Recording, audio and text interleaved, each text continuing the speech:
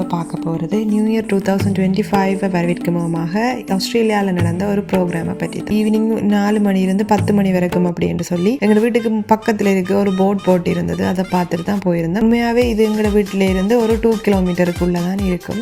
இது 4 மணிக்கு ஸ்டார்ட் என்று போட்டிருந்தாலுமே எங்களுக்கு இது எப்படி இருக்கும் என்னன்னு தெரியாததால் நாங்கள் வெளியாக போக யோசிக்கலை. ஒரு 4 மணி வெயிலும்ன்றதால நாங்கள் ஒரு 6 மணி அப்படி வெளிக்கிட்டிருந்தோம். அங்கே போன உடனே பார்த்தா அவ்வளவு கிரௌடாக இருந்துச்சு. ஏன் அது ஒரு நல்ல முன்னுக்கு ஒரு சில்ட்ரன் பார்க்கு பின்னால பிளே கிரவுண்ட் இருக்கு. அந்த இடத்துல தான் அரேஞ்ச் பண்ணியிருந்தாங்க. அங்க எல்லாருமே இங்க இப்படிதான் ஒரு டென்ட் விரிச்சிட்டு எல்லாருமே ஃபுல்லா கீழே இருந்து பார்த்து கொண்டிருந்தாங்க. பிள்ளைகள் எல்லாம் விளையாடி இருந்துச்சு. இப்படி நிறைய பேர் இருப்பாங்க. கேஷுவல் வெளியா கூட்டி போயிருக்கலாம், அவங்களுக்கு தெரியல. ஆனா இட்ஸ் ஓகே, நல்லா இருந்துச்சு ப்ரோக்ராம்.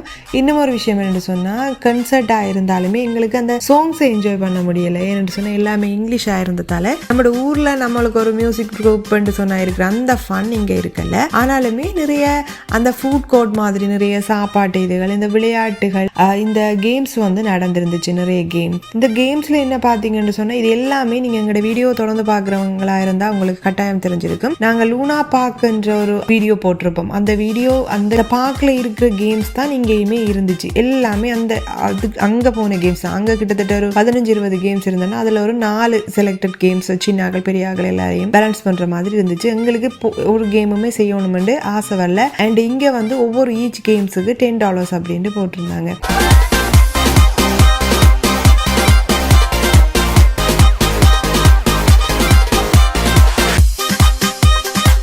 இது பார்த்தீங்கன்னு சொன்னால் இந்த பஞ்சு மிட்டாய், நம்ம ஊரில் பஞ்சு மிட்டாய்ன்னு சொல்லுவோம். இது ஸ்பைரல், இந்த பொட்டேட்டோ ஸ்பைரல் கடை, அந்த பொட்டேட்டோ ஃப்ரெஞ்ச் ஃப்ரை அப்படியான சின்ன சின்ன கடைகள் அந்த ஃபுட் கோர்ட் இருந்துச்சு.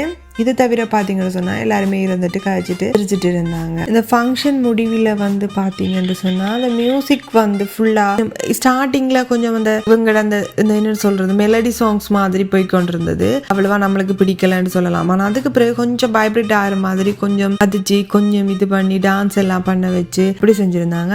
அது கேஷனும் அவங்களோட அப்பாவும் நல்லாவே என்ஜாய் பண்ணியிருந்தாங்க, நாங்களும் கூட. ஆனால் டைம் அந்த டைம் சரியா 9:30க்கு பிறகு தான் நாங்கள் அப்படி ஸ்டார்ட் பண்ணியிருந்தோம். 10க்கு முடிய போகுதுன்றதால 9:30க்கு பிறகு கொஞ்சம் அதை கொஞ்சம் குத்து டான்ஸ் மாதிரி, குத்து சாங்ஸ் அப்படின்னு நம்ம சொல்லுவோம் தானே, அது மாதிரி கொஞ்சம் இதை பீட் கொஞ்சம் கூட்டுற மாதிரி இருந்தது. ஆனால் அதை நாங்கள் முடிச்சுட்டு திரும்ப வந்துட்டோம் வீட்டை. என்ன சொன்னால் 9:36க்கு ஒரு பஸ் இருந்தது, வீட்டை வந்துட்டோம். அவ்வளோதான். பாய்.